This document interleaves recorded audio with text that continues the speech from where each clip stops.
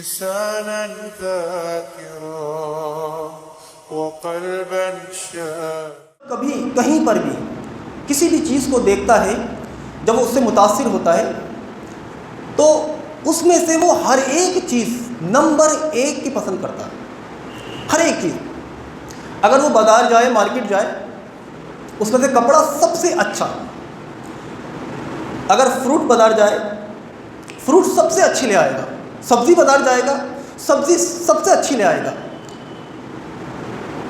یہاں تک کہ اگر ہمارے چھوٹے چھوٹے بچے بازار جاتے ہیں، ان کے والدین ان کو جب لے کر جاتے ہیں بازار، تو وہ بچے سب سے قیمتی والے کھلونے پر ہاتھ رکھ دیتے ہیں اور وہ کہتے ہیں یہی مجھے چاہیے، ہر حالت میں چاہیے. لیکن کیوں ایسا ہوتا کیوں ہے؟ کیوں ہر ایک چیز نمبر 1 پکڑتا ہے انسان؟ اور میں نے بتایا تھا کہ یہاں تک کہ انسان دنیا کی چیزوں سے اتنا متاثر ہو چکا ہے کہ اگر کسی کا واش روم استعمال کرتا ہے تو کہتا ہے کیا واش روم ہے، ایسا ہی میں اپنے گھر بنواؤں. یعنی دنیا کی چیزوں میں واش روم تک سے انسان متاثر ہو جاتا ہے. حالانکہ ہم سب جانتے ہیں کہ ہم کتنی دیر کے لیے اس کو یوز کرتے ہیں، لیکن اس کے باوجود ہم چاہتے ہیں کہ ہمارا واش روم بھی ایسا ہو. انسان کی فطرت ہے. لیکن کیوں ہے؟ وجہ ہمارے والدین جو ہمارے حقیقی اور اصل والدین ہیں وہ ہیں باپ آدم علیہ السلام، جن سے ہماری ابتدا ہوئی ہے، ماں حوا علیہ السلام جن سے ہماری ابتدا ہوئی ہے. وہ جنت کے اندر ہر ایک چیز نمبر 1 دیکھ چکے ہیں اور استعمال کر چکے ہیں. اب ظاہر سی بات ہے جب والدین کے اندر یہ صفات ہوں گی تو بچوں کے اندر بھی یہی باتیں ہوں گی. جو چیزیں ماں باپ کے اندر ہوتی ہیں وہی بچوں کے اندر ہوتی ہیں. یہ اس پر میں نے مکمل خطبہ الحمدللہ دے دیا. اب میں آپ کو ایک صفت اور بتانا چاہتا ہوں. انسان کے اندر ایک چیز اور ہوتی ہے انسان کے اندر، پتہ ہے وہ کیا ہے؟ بڑا بننا. اور اسے پتہ ہے کہ بڑا بننے میں اس کا حکم چلتا ہے. آپ نے دیکھا ہوگا اسکول کے اندر جب بچوں کو مانیٹر بنا دیا جاتا ہے تو بچے اپنے آپ کو ٹیچر سمجھنے لگتے ہیں اور ڈانٹتے ہیں ان کو، چلو یہ کام کرو، چلو وہ کام کرو. اور اس وقت بچے اس سے ڈرتے ہوتے ہیں تو وہ حکم چلاتے ہیں. وہ کہتے ہیں دیکھو اب میں کیا ہوں، اس وقت میں ٹیچر ہوں تمہارا، میری بات سنو، میری بات مانو. حکم چلانا انسان کی یہ بھی صفت میں سے حکم چلانا. 2 بہن بھائی ہوتے ہیں، 1-1.5 سال کا فرق ہوتا ہے. چھوٹے والے سے بس اتنا کہہ دو کہ تو چھوٹا ہے، اس وقت تک روتا رہتا ہے جب تک اس کو بڑا نہ کہے. میں بڑا ہوں، میں بڑا ہوں، چیختا ہے. جب وہ رونے لگتا ہے تو کہا جاتا ہے ہاں بھائی تو بڑا ہے، مان لیا جاتا ہے. کیونکہ بڑا بننا، حکم چلانا یہ انسان کی صفت میں سے. آپ ایک چیز دیکھ رہے ہیں، کئی سال ہو چکے ہیں، تقریباً 2-3 سال تو ہو گئے نا، یوکرین میں اور روس کی جو جنگ چل رہی ہے. یوکرین چھوٹا سا ایک ملک ہے اور رشیا اتنا بڑا ملک ہے، کتنا پاورفل ہے. وہ یوکرین کیوں لڑ رہا ہے رشیا سے؟ کیا وجہ ہے؟ اس لیے لڑ رہا ہے کہ اگر یہ قابو کر لیا انہوں نے، اگر ہمارے ملک پر انہوں نے کنٹرول کر لیا تو حکم کس کا چلے گا؟ ان کا چلے گا. حکم ان کا چلے گا اور ہم کسی بھی حالت میں حکم ان کا نہیں چلنے دیں گے. حکم تو ہمارا چلے گا. غزہ کے اندر دیکھیے فلسطینیوں کے ساتھ کیا ہو رہا ہے. اسرائیل کیا کر رہا ہے؟ وہ چاہ رہا ہے کہ حکم صرف میرا، اور کتنے قتل کر رہا ہے، مار رہا ہے صرف حکم کے لیے، حکم میرا. جنت میں جب حضرت آدم علیہ السلام ماں حوا علیہ السلام کو کہا کھاؤ پیو مزے اڑاؤ، جو چاہیں لے لو، جس چیز کا تم حکم دو گے وہ تمہیں مل جائے گا. تو شیطان نے اس سے یہی تو کہا تھا، یہ نعمتیں بھری جنت جس میں تم حکم چلا رہے ہو، ہر چیز تمہیں مل رہی ہے، بس اس درخت کے قریب چلے جاؤ، اس درخت کے پاس چلے جاؤ. جس رب نے تمہیں اس درخت سے روکا ہے وہ یہ چاہتا ہے کہ یہ حکومت چند دنوں کی نہیں رہے تمہارے پاس، بس اس کے بعد اگر آپ اس درخت کے پاس چلے جاؤ گے اور وہ پھل کھا لو گے تو ہمیشہ ہمیشہ تمہارا حکم چلے گا، تمہاری بادشاہت رہے گی. اور ہمارے باپ بہک گئے، ہماری ماں بہک گئی اور ان کو خطرہ تھا کہیں ایسا نہ ہو حکومت چھن جائے. یہ ہماری صفت میں سے ہے، ہمارے اندر، یہ ہمارے باپ کے اندر ہیں، یہ باتیں وہ بچوں کے اندر ہیں. آپ نے دیکھا ہوگا جب ممبر کے الیکشن ہوتے ہیں یقین مانیے ہنسی بھی آتی ہے، ایسے ایسے نام پڑھتے ہیں ہم، لڈن خاں، پھدو خاں، فلا خاں، ننے بھائی ٹال والے، ان کا چناؤ چنھ غبارہ ہے، فلا ہے فلا ہے فلا ہے. کیوں چاہتے ہیں وہ؟ میرا بھی ایک عہدہ ہوگا، میرا بھی حکم چلے گا، کچھ نہ کچھ تو چلے گا، کچھ نہ کچھ تو بات رہے گی، اب مجھے بھی میرا بھی ایک چہرہ ہو جائے گا. اس لیے آپ نے دیکھا ہوگا کہ گھر کے اندر اگر سب سے چھوٹی بہو دیورانی اور جٹھانی اس پر حکم چلاتی، کہتی کاش کہ میں بڑی بہو ہوتی، کاش کہ تم اتنا نہ سنتی. یہ جو گھر کے اندر فائٹ ہوتی ہے بہو میں اور ساس میں، بہو حکم چلاتی ہے، حکم بہو کو سننا پڑتا ہے، ساس حکم چلاتی ہے بہو کو سننا پڑتا ہے. بھائی سننا پڑے گا اب تو، کیونکہ یہ بڑی ہے. میرے بھائی یہ صفت ہمارے اندر ہے، یہ ساری صفتیں. اب قرآن مجید میں اللہ تعالیٰ نے بالکل واضح کر دیا کہ جو تم یہاں پر امور، جن تم حکموں کے دعوے دار ہو، ہر وقت تمہارے اندر یہی خواہش ہے اس پر حکم چلاؤ، یہ میرا ہو جائے، یہ میرا ہو جائے، سارے لوگ میری بات سننے لگے، سارے لوگ میری بات ماننے لگے. تو اللہ تعالیٰ نے کہا وَلَكُمْ فِيهَا مَا تَشْتَهِي أَنفُسُكُمْ وَلَكُمْ فِيهَا مَا تَدَّعُونَ. بس کچھ نہیں کرنا ہے، دنیا کی زندگی جو ہے دنیا کی ایسی گزار دو جیسے میں چاہتا ہوں، میرے رسول کی مکمل اطاعت فرما برداری کر لو. پھر تم دیکھو کہ جو یہاں پر تو حکم چلا رہے ہو وہاں پر ہر چیز تمہارے تابع کر دی جائے گی، ہر ایک چیز تمہارے تابع ہو جائے گی. اور آپ نے دیکھا ہوگا کہ اگر انسان حاکم بن جائے تو وہ صرف اپنے ملک کا حاکم بنتا ہے، دنیا بھر میں اس کا حکم نہیں چل سکتا، کسی دوسرے ملک پر حکم چلا کر تو دکھا دے. لیکن جنت ایک واحد ایسی جگہ ہے کہ جہاں پر آپ جس چیز کو جو حکم دو گے وہ حاضر ہو جائے گی، حاضر ہو جائے گی. آپ جو کہو گے وہ ہوگا.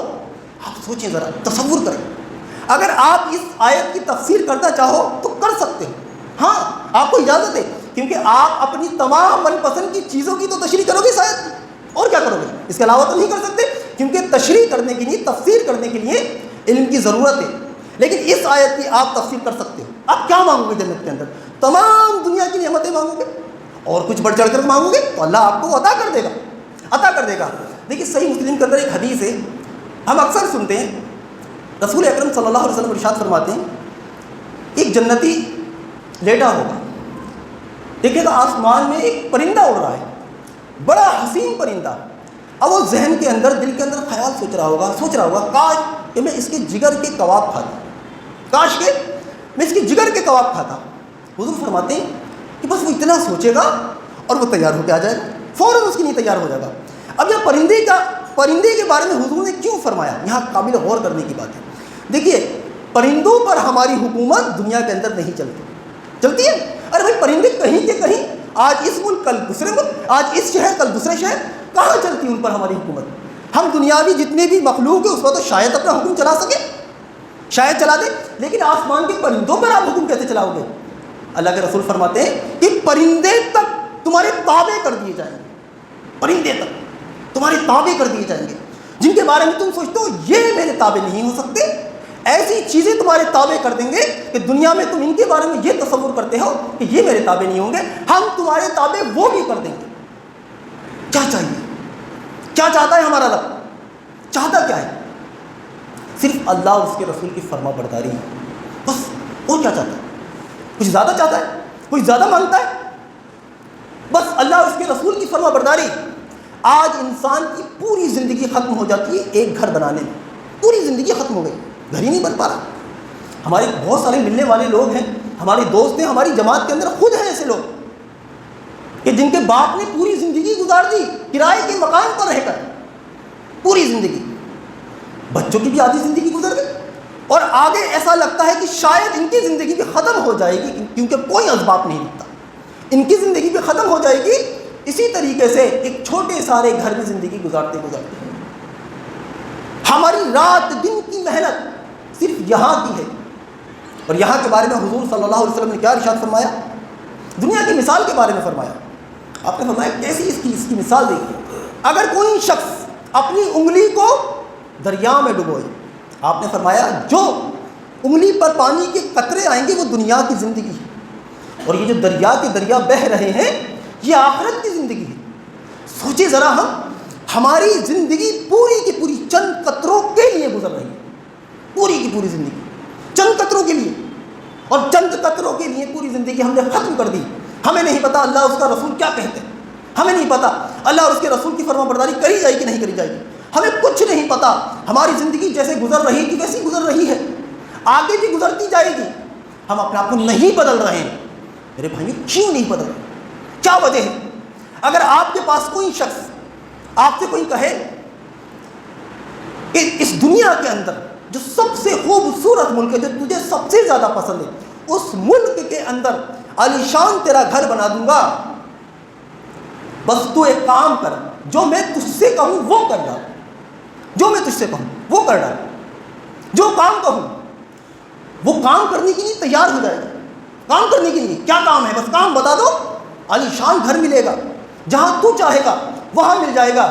یہاں تو انسان چند پیسوں کے لیے قتل کر دیتا ہے انسان، اور سوچتا نہیں ہے کہ میرا انجام کیا ہوگا، یہ نہیں سوچتا کہ میرا انجام کیا ہوگا، اگر میں پکڑا گیا تو کہاں جاؤں گا؟